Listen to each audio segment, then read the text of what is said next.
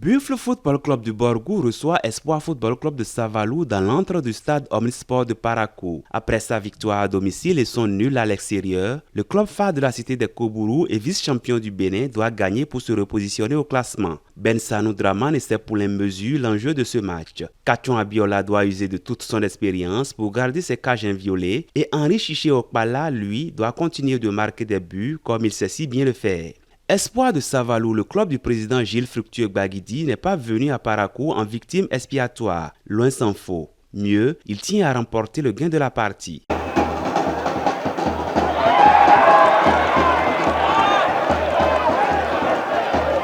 Sur cette ouverture du score, le très expérimenté gardien de but des Verts de Parakou peut nourrir des regrets. Avec cet avance au marquois des visiteurs, l'équation devient plus compliquée à résoudre pour les Buffles qui doivent désormais marquer par 2 fois s'ils tiennent à remporter le match.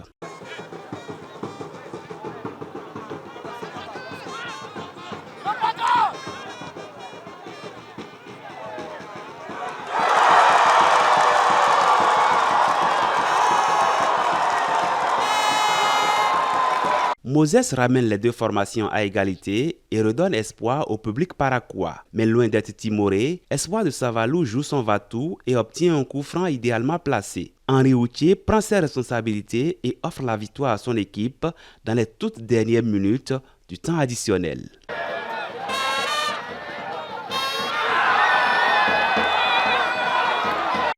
Le mur n'est-il pas bien placé? Kachon Abiola n'a-t-il pas vu le départ du ballon? Ou encore, est-ce l'agilité et l'adresse du tireur de Savalou qui ont prévalu sur ce coup de pied arrêté? Bien malin qui pourra le dire, mais en attendant, le club de Parakou vient d'enregistrer sa première défaite dans la Super League Pro.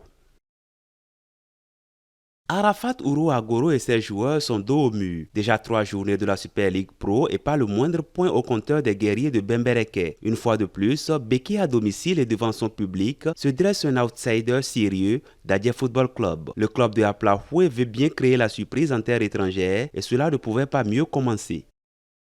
À la virilité offensive de Béké, Dadje impose une solidité défensive. Le match s'anime et les visiteurs obtiennent en premier le coup de grâce. Sur ce corner vicieux de Abayomi Aïnla, Moussa est surpris par la trajectoire du ballon qui file directement dans la lucarne droite de ses buts. À cet instant du match, les visiteurs font seuls la course en tête au marquoir, mais c'est sans compter avec Dacosta Romeo qui n'a pas encore dit son dernier mot. Avant la fin des 45 premières minutes, le dossard 10 de Béké mystifie d'un passement de jambes le défenseur central de Dadje avant de fusiller à bout portant son gardien de but et le stade retrouve à nouveau son souffle. En seconde mi-temps, les deux formations tentent d'obtenir le gain de la partie, mais plus aucun but n'est marqué. Béké 1, Dadje 1. Un score de parité et donc un point pour les guerriers, leur tout premier dans cette seconde phase du championnat professionnel. Les Cavaliers de Niki remportent leur premier match à domicile, une première victoire après 4 journées de la Super League Pro. Dans cette rencontre qui les oppose aux joueurs de la Cité Royale d'Abomey, d'abord menés à la 22e minute, les coéquipiers de Didier Chabi rétablissent ensuite la parité à la 39e minute avant que le goléador de cette équipe de Niki ne donne la victoire aux siens à 5 minutes de la fin du match. Cavaliers de Niki 2, Dynamo d'Abomey 1. Ce fut laborieux, mais au final, Meda Agbedessin et ses protégés relèvent la tête après leurs 2 sorties infructueuses.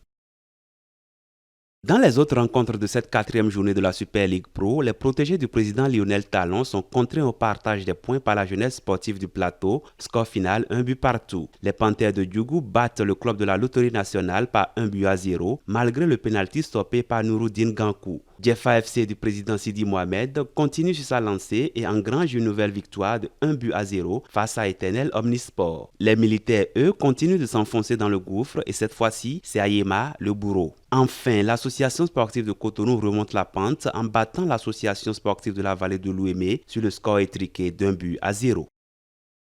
Au classement et sous réserve d'homologation, Coton Sport et Jeffa Football Club pointent en tête. Adidja tient la lanterne rouge, tandis que les Buffs du Borgou sont 9e à 3 points du leader. Ainsi se présentent les différents résultats de la 4e journée de la Super League professionnelle. Merci de nous avoir suivis et au plaisir de vous retrouver pour une nouvelle journée de cette seconde phase du championnat. Restez avec nous en vous abonnant à notre compte YouTube. Partagez, likez mais surtout commentez nos productions pour nous permettre de mieux vous servir.